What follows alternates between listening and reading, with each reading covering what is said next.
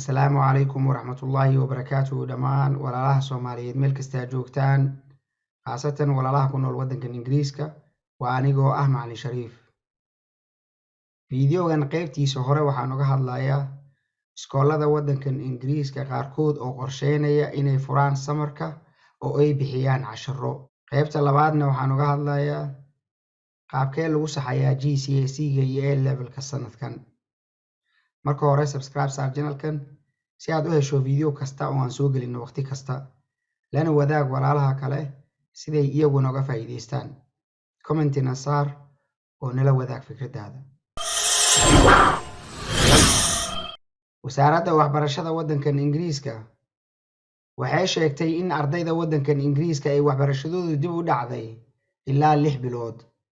sidaa darteed wasaaradda waxbarashadu waxay go'aansatay inay ku qarash gareyso 200 oo milyan iskoolaadka wadankan si ay u bixiyaan casharro dheeraad ah inta lagu guda jiro xilliga fasaxa oo bilaabanaysa bisha July kuna eg dhamaadka bisha Agoosto ee sanadkan 2021. casharrada ay iskoolaadka bixinayaan waxaa looga gol leeyahay in carruurtu ay ka soo kabsato waxbarashadii ka baaqsatay intii ay iskoolaadka xirnaayeen wadankuna uu xanibaada ku jiray. inkastoo dawladdu ay doonayso inay iskoolaadka furnaadaan haddana iskoolaadka khasab kuma aha inay furaan xilliga samarka ah oo ay bixiyaan casharro. laakiin iskoolkii doortay inuu furo dawladdu waxay siinaysaa lacag. sidoo kale macallimiinta khasab kuma aha iyaguna inay shaqeeyaan. laakiin macallinkii doortay inuu shaqeeyo xilliga samarka ah waxaa la siinayaa mushaar dheeri ah. iskoolaadka doortay inay bixiyaan summer schoolka waxaa laga doonayaa inay xoogga saaraan ardayda year 7-ka ah iyo kuwa year 12-ka ah.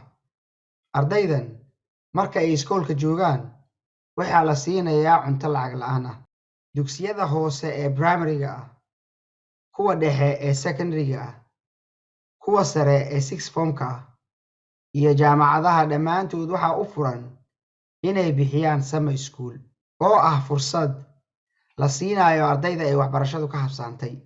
haddii iskoolka carruurtaadu ay bixinayaan summer school waa fursad ka faa'iideyso oo geyso carruurtaada.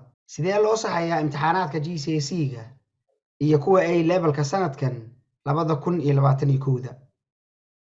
macallimiintu waxay eegayaan classwork-ga canugaaga, homework-giisa, mock exam-ka iyo coursework-ga uu sameeyey. macallimiintu waxay kaloo eegayaan duruufaha shakhsiyeed ee arday kasta, sida inuu canuga ka maqnaa iskoolka muddo dheer jiro darteed amaba uu karantiil ku jiray. maxaa laga doonayaa iskoolaadka? iskoolaadka waxaa laga doonayaa inay wargeliyaan waalidiinta iyo ardayda oo ay u sheegaan qaabka loo saxayo imtixaanaadka grade-kana loo siinayo carruurtooda ka hor inta aysan dhammaanin bisha Maarso. waxaa kaloo laga doonayaa iskoolaadka inay isha ku hayaan macallimiinta qaabka ay wax u saxayaan iyo qaabka ay grade-ka u bixinayaan. iskoolaadka waxaa kaloo laga doonayaa inay u gudbiyaan grade-ka ay siiyeen ardaydooda hay'adda imtixaanaadka ama awarding organization inta u dhaxaysa 26 May iyo 18 June 2021. xilligaas oo ah waqtiga kama dambaysta ah oo laga doonayo iskoolaadka inay grade-ka gudbiyaan. maxaa laga doonayaa macallimiinta? macallimiinta waxaa laga doonayaa inay u sheegaan ardaydooda caddeymaha ay isticmaalayaan marka ay go'aansanayaan grade-ka ay siinayaan arday kasta. tusaale ahaan waa inay u sheegaan ardayga imtixaanka iyo coursework-ga ay ku saleynayaan go'aankooda. sidoo kale macallimiinta waa inay u oggolaadaan ardaydooda inay arkaan caddeymaha laga aruuriyey. markaas ardaygii dood ka qaba sababo la xiriira duruufo shakhsiyeed awgeed wuxuu kala hadli karaa macallinkiisa. laakiin go'aanka kama dambaysta ah macallinka ayaa iska leh. macallimiinta looma oggola inay cidna u sheegaan grade-ka ay siiyeen ardaydooda. maxaa dhacaya marka macallinka grade-ka uu siiyo ardaydiisa ka bacdi? macallinka marka grade-ka uu go'aansado wuxuu u gudbinayaa head of department-ga. head of department-ga ayaa eegaya grade-ka la siiyey ardayda.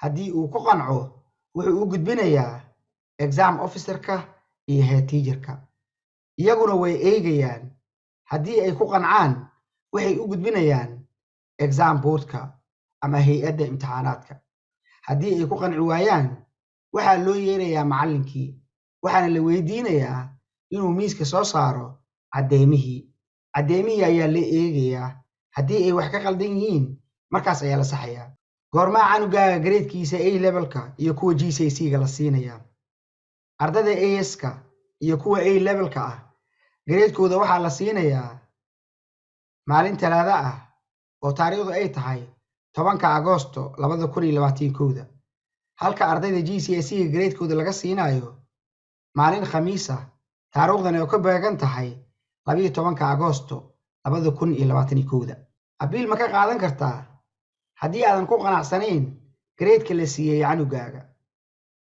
haa waad ka qaadan kartaa abiil oo marka hore waxaad la hadlaysaa iskoolka canugaaga waxaadna u gudbinaysaa cabashadaada haddii aad ku qanci weyso jawaabtooda markaas waxaad weydiisanaysaa iskoolka inay cabashadaada u gudbiyaan hay'adda imtixaanaadka ama exam board ugu dambeyn ha walwalin haddii canugaaga akhlaaqdiisa aysan wanaagsanayn sababtoo ah gareedka lagu salayn maayo akhlaaqda canuga ee waxaa lagu salaynayaa course weegiisa class weegiisa iyo mock examka laga qaaday waxaana saxiixaya gareedka la siiyey canugaaga ugu yaraan 3 macallin 3 macallinna waa inay isku waafaqaan gareedka la siiyey ardayga ka hor inta aysan u gudbin hay'adda imtixaanaadka oo ah hay'adda siinaysa shahaadada canugaaga wuxuu weli fursad u haystaa inuu keensado gareed ka wanaagsan kan hadda uu haysto waa haddii